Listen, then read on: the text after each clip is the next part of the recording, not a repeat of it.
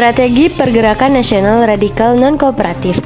Non-kooperatif berarti tidak mau bekerja sama dengan pemerintah kolonial Belanda, menganggapi hal-hal ekstrim dengan cara yang dianggap agresif di mata pemerintah kolonial, seperti melawan langsung pemerintah Belanda atau setidaknya melontarkan kritik tajam kepada pemerintah kolonial Belanda. Faktor-faktor yang mempengaruhi organisasi pergerakan nasional bersifat radikal antara lain 1921 terjadi krisis gula. Krisis ekonomi ini dijadikan peluang bagi organisasi-organisasi pergerakan untuk melakukan aksi-aksi politik sebagai bentuk perlawanan terhadap pemerintah Hindia Belanda dalam mewujudkan Indonesia merdeka. 2. Pergantian pola pemerintahan yang lebih bersifat reaksioner. Inisiatif Partit berdiri di Bandung pada tanggal 25 Desember 1912. Ketiga tokoh pendiri Inisiatif Partit dikenal sebagai tiga serangkai, yaitu Dawes Becker, Dr. Cipto Mangunkusumo, dan Suwardi Sudjiningrat. Sikap tegas Inisiatif Partit tampak dalam semboyan-semboyan mereka yang berbunyi Indi Los van Holland, India bebas dari Belanda, dan India for India, Indonesia untuk orang Mekres. Sikap kritis Inisiatif Partit juga tampak dalam artikel yang ditulis oleh K.I. Hajar Dewantara yang surat kabar The Express yang berjudul Seandainya Aku Seorang Belanda. Permusyawaratan wakil-wakil Inisiatif Partit daerah pada tanggal 25 Desember 1912 di Bandung berhasil menyusun anggaran dasar Inisiatif Partit. Program revolusioner tampak dalam pasal-pasal anggaran dasar tersebut.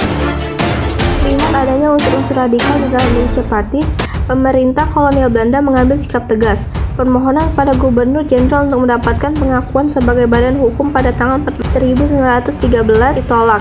Pemerintah Belanda bermaksud merayakan peringatan 100 tahun kemerdekaan Belanda dari Prancis 1813 sampai 1913. Pegawai kolonial di berbagai tempat mengumpulkan uang untuk memeriahkan perayaan tersebut. Rakyat pun dipaksa membiayai pesta peringatan itu. Tindakan Belanda itu melukai hati bangsa Indonesia. Di kalangan penduduk Bumiputra di Bandung membentuk panitia yang disebut Komite Bumiputra. Komite itu bertujuan untuk membatalkan pembentukan Dewan Jajahan dan menuntut untuk menghapus peraturan pemerintah nomor 111 tentang larangan hidup berpolitik. Komite ini juga memprotes pengumpulan uang dari rakyat untuk pesta peringatan tersebut karena dianggap terlalu radikal. Pada bulan Agustus 1913, Dawes Becker, Dr. Cipto Mangunkusumo, dan Suwardi Sudjiningrat kembalinya Dawes Becker dari Belanda pada tahun 1918 tidak memberikan pengaruh yang berarti bagi Insulin D. Pada tahun 1919, partai itu berubah nama menjadi National Initiative Party. Inisiatif Party kehilangan basis masanya dan akhirnya bubar. Partai Komunis Indonesia. Partai Komunis ini berakar dari sebuah organisasi politik bentukan seorang Belanda bernama Hans Navier, yaitu Indonesia Social Democratic Vereniging. Pada tahun 1914 melalui organisasi ini, Navier mengembangkan paham komunis terutama di kalangan buruh. Beberapa pengurus Serikat Islam cabang Semarang kemudian terpengaruh. Tahun 1917, ISDV berubah namanya menjadi Partai Komunis India. Kemudian berubah lagi menjadi Partai Komunis Indonesia. Semaun sebagai ketua dan Nasional sebagai wakil ketua. Mengorganisasikan berbagai aksi pemogokan yang menyebabkan pemerintah kolonial Belanda mengawasi PKI dengan ketat. Tokoh-tokohnya seperti Darsono diusir ke luar negeri dan Ali Asham dibuang ke Digul. Sementara Musa dan Alimin melarikan diri ke Singapura. Tanggal 12 November 1946, PKI memulai pemberontakan di Batavia. Pemberontakan yang kurang terencana ini dapat dengan mudah ditumpas oleh pemerintah Belanda. Sejak saat itu, pemerintah kolonial semakin memperketat pengawasan terhadap partai-partai lainnya. Perhimpunan Indonesia (PI). Berdirinya PI berawal dari didirikannya Indonesia Vereniging tahun 1908 di Belanda. Awalnya, organisasi ini bersifat moderat. Tahun 1913, dengan dibuangnya tokoh Inisiatif Partit ke Belanda, maka organisasi Indonesia Vereniging merubah haluan pergerakan yaitu Hindia untuk India, yang berarti organisasi ini telah bergeser ke bidang politik. Hal ini juga terlihat dalam tiga asas pokok baru Indonesia Vereniging, yaitu 1. Indonesia menentukan nasibnya sendiri. 2. Kemampuan dan kekuatan sendiri. 3. Persatuan dalam menghadapi Belanda. Peserta dalam Kongres 3 Demokrasi Perdamaian Internasional tahun 1926 di Paris. Dalam kongres itu, Muhammad Hatta dengan tegas menyatakan tuntutan akan kemerdekaan Indonesia. Aksi-aksi yang dilakukan menyebabkan Hatta dan kawan-kawan dituduh melakukan pemberontakan terhadap Belanda.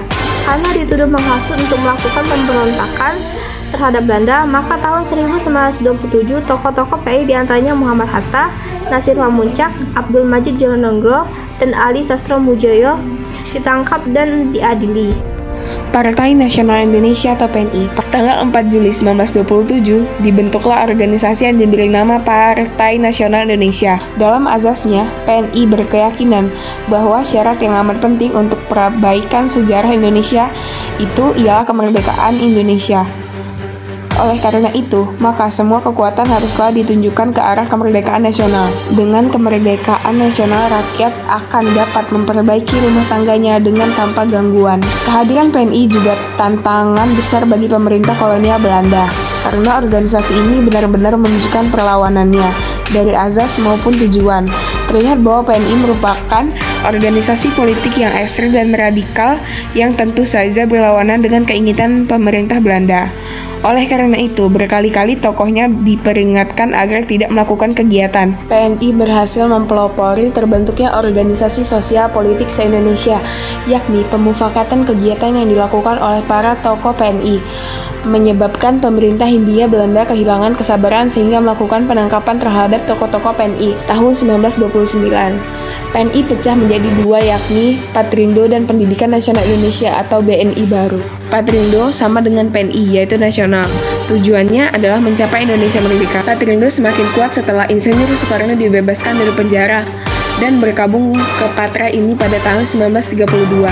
Kehadiran Soekarno kembali menjelit Patrindo. Selanjutnya, segala sepak terjang Soekarno kembali disoroti Belanda karena menyebarluaskan keberanian untuk merdeka dan melawan pemerintahan kolonial Belanda. Akhirnya, Soekarno kembali ditangkap pemerintah kolonial dan dibuang keluar Pulau Jawa. Dengan Soekarno tidak membuat Patrindo kehilangan aktivitas politiknya. Kebosanan Patrindo dengan kegiatan yang hanya itu saja membuat situasi semakin rumit. Mr. Sartono membubarkan Patrindo pada tanggal 18 November 1936. Pendidikan Nasional Indonesia atau PNI baru ini lahir pada bulan Desember 1931. Organisasi ini dibentuk oleh Muhammad Arta dan dipimpin oleh orang-orang yang memiliki gaya yang berbeda dengan PNI lama yang dipimpin Soekarno.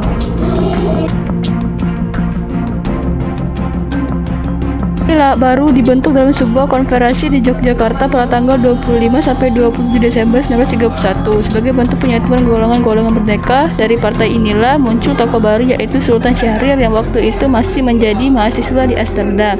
Walaupun cita-cita dan haluan PNI lama dan PNI baru itu sama, yaitu kemerdekaan Indonesia dan non-koperasi, tetapi strategi perjuangan berbeda. PNI baru lebih menekankan pentingnya pendidikan kader. Dalam pembentukannya, Sukemi terpilih sebagai ketua, Syahril terpilih sebagai ketua cabang Jakarta, dan sekretaris cabangnya adalah Johan Sakroza. Dalam upaya pendidikan kader baru, PNI baru menerbitkan majalah yang diterbitkan sekali dalam 10 hari. Hatta mengusulkan majalah ini diberikan nama Daulah Rakyat yang mempertahankan asas kerakyatan yang sebenarnya dalam segala susunan politik, perekonomian, dan pergaulan sosial. Kemudian Atta dan Syahrir bermufakat agar dalam Kongres Pendidikan Nasional Indonesia pada bulan Juni 1932 yang berlangsung di Bandung, Syahrir terpilih sebagai pimpinan umum Pendidikan Nasional Indonesia menggantikan Sukemi. Dalam kongres ini dirumuskan bahwa PNI baru adalah sebagai suatu partai kader politik. Keputusan bahwa PNI baru diskusi yang cukup panjang dan rumit yang pada akhirnya argumentasi Syahrir yang cukup kuat untuk membawa PNI baru sebagai partai kader dapat diterima oleh sebagian besar pengurus. Dan dengan pulangnya Arta dari negeri Belanda pada awal tahun 1932, pimpinan umum PNI baru diserahkan oleh Syahrir kepada Atta. Sesuai dengan namanya, maka sebagian besar kegiatan partai ini adalah penyelenggaraan pendidikan politik bagi para anggotanya yang sebagian dilakukan melalui halaman-halaman Daulah Rakyat dan tulisan-tulisan lain termasuk Risalah Kearahan Indonesia Merdeka Kim yang secara khusus ditulis oleh Hatta sebagian semacam manifesto pergerakan itu. Strategi pergerakan nasional bersifat moderat merupakan perjuangan yang dilakukan dengan menghindari tindakan kekerasan atau perilaku yang keras dan ekstrim. Organisasi yang bersifat moderat biasanya bersifat lunak kepada pemerintah kolonial Belanda. Strategi bersifat moderat dengan taktik komparatif adalah perjuangan yang dilakukan dengan cara bekerjasama dengan pemerintah kolonial Belanda untuk menghindari tindakan kekerasan yang dilakukan oleh pemerintah kolonial Belanda. Organisasi Pergerakan Nasional Indonesia yang bersifat moderat.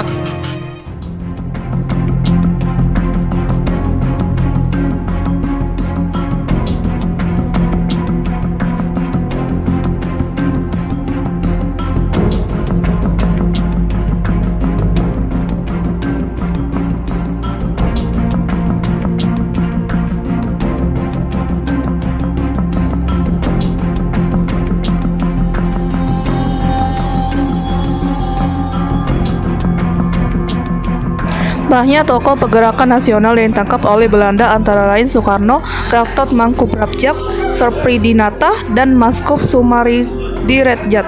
Organisasi-organisasi pergerakan yang menempuh strategi moderat konfrontatif adalah lain Budi Utomo, Parindra, Gerindo, dan Gapi. Anggota Budi Utomo adalah pegawai pemerintah kolonial, sehingga sangat menjaga hubungan dengan pemerintah kolonial Belanda dan tidak berani mengambil risiko. Sejak tahun 1915, kegiatan organisasi Budi Utomo berubah.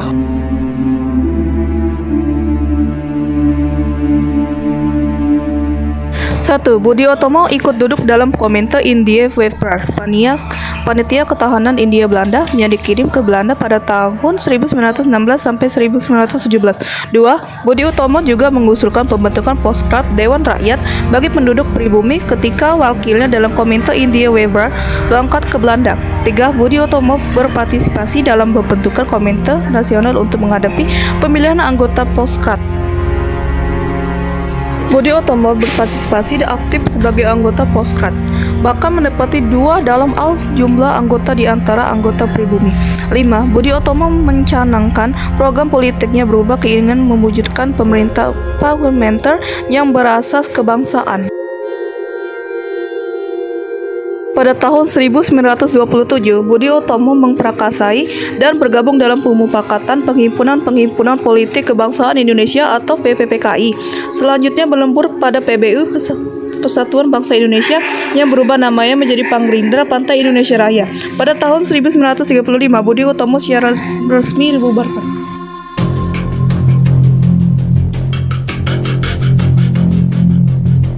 Partai Indonesia Raya Pangrindra didirikan di Kota Solo oleh Dr. Sutomo pada tanggal 26 Desember 1935. Parindra merupakan fusi dan Budi Utomo dan Persatuan Bangsa Indonesia PBI. Tujuan Pangrindra adalah mencapai Indonesia Raya. Asas politik Pangrindra adalah moderat dan kooperatif, tapi terkadang juga bersifat radikal dan non-kooperatif, tergantung pada situasi dan kondisi yang dia hadapi. Tokoh-tokoh Pangrindra yang terkenal dalam membela kepentingan rakyat di Poskram adalah Muhammad Husni Tamrin. Parindra berjuang agar wakil-wakil Poskram semakin bertambah sehingga suara yang berhubungan dengan upaya mencapai Indonesia merdeka semakin diperhatikan oleh pemerintah Belanda. Perjuangan Parindra dalam Poskram cukup berhasil. Terbukti pemerintah Belanda mengganti istilah Inlander menjadi Indonesier untuk mewujudkan kemerdekaan Indonesia. Parindra melakukan program-program, yakni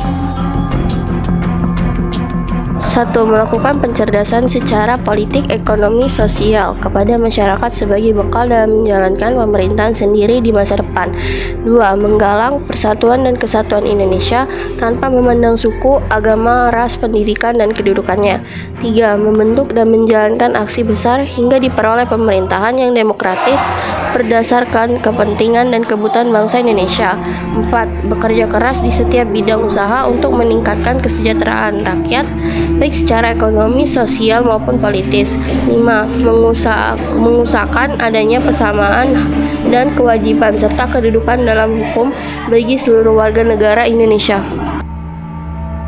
Untuk memperbaiki perekonomian rakyat, Parindra membentuk organisasi rukun tani, membentuk serikat-serikat pekerja, menganjurkan swadesi ekonomi dan mendirikan Bank Nasional Indonesia. Kongres kedua dilaksanakan di Bandung pada 24-27 Desember 1938. Karena saat itu Dr. Sutomo sudah meninggal, maka Kongres memiliki KRM Muryaningrat untuk menjadi ketua partai.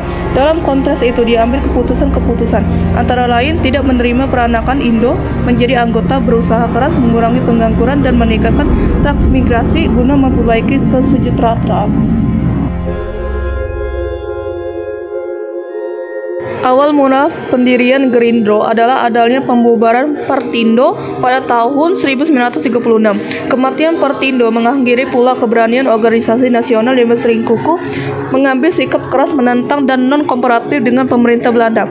Para petinggi Partindo seperti R.M. Sutarno telah mencari celah agar perjuangan menuju kemerdekaan dapat diteruskan. Salah satunya cara agar leluasa menyebarkan semangat cinta tanah air secara terang-terangan adalah dengan menjadi teman yang baik bagi pemerintah Belanda. Sebagaimana kooperatif Sejarah Panggina yang merasakan kooperasi dengan pemerintah Belanda lalu mendapatkan kemudahan dalam beraktivitas, R.M. Sartono ingin mengikuti jejak Parindra. Akhirnya berkas tokoh PNI kembali bersatunya untuk membentuk organisasi baru yang pro dengan kebijakan pemerintah Belanda. Organisasi ini dinamakan Gerakan Indonesia atau disingkat Gerindo.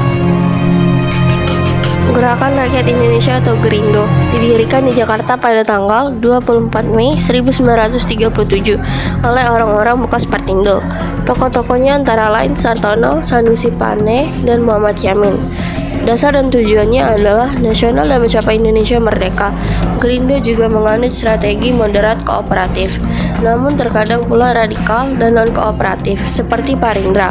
Tujuan Gerindo antara lain 1. Mencapai Indonesia merdeka. 2. Memperkokoh ekonomi Indonesia. 3. Mengangkat kesejahteraan kaum buruh. Dan 4. Memberi bantuan bagi kaum pengangguran.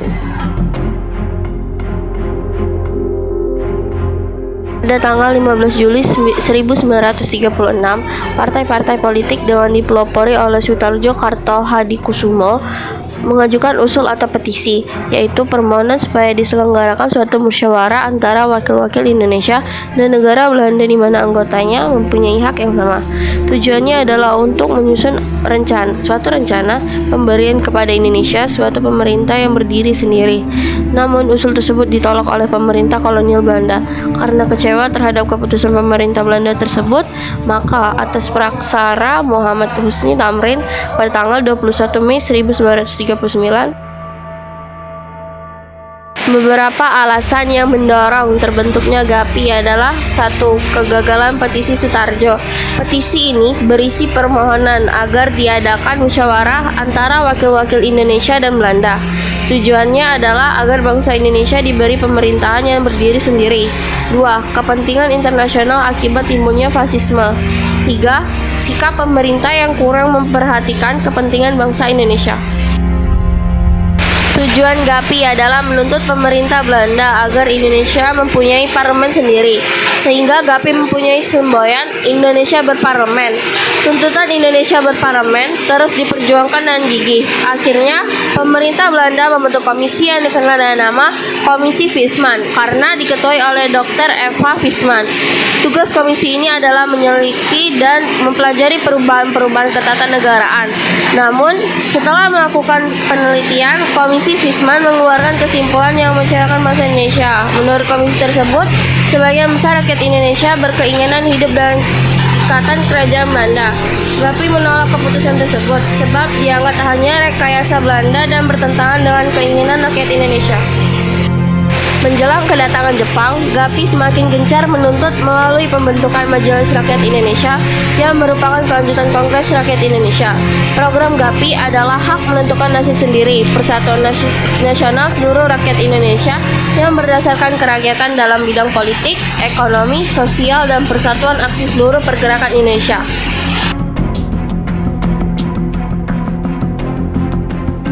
Strategi radikal dan moderat yang diterapkan oleh tokoh ataupun organisasi pergerakan nasional sama-sama memiliki visi dan arah yang sama, yakni bertujuan memperjuangkan hak dan kepentingan bangsa Indonesia.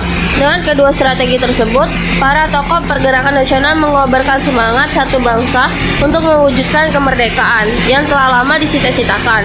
Persamaan strategi perjuangan radikal dan moderat lainnya adalah bahwa keduanya menggunakan organisasi sebagai alat perjuangan.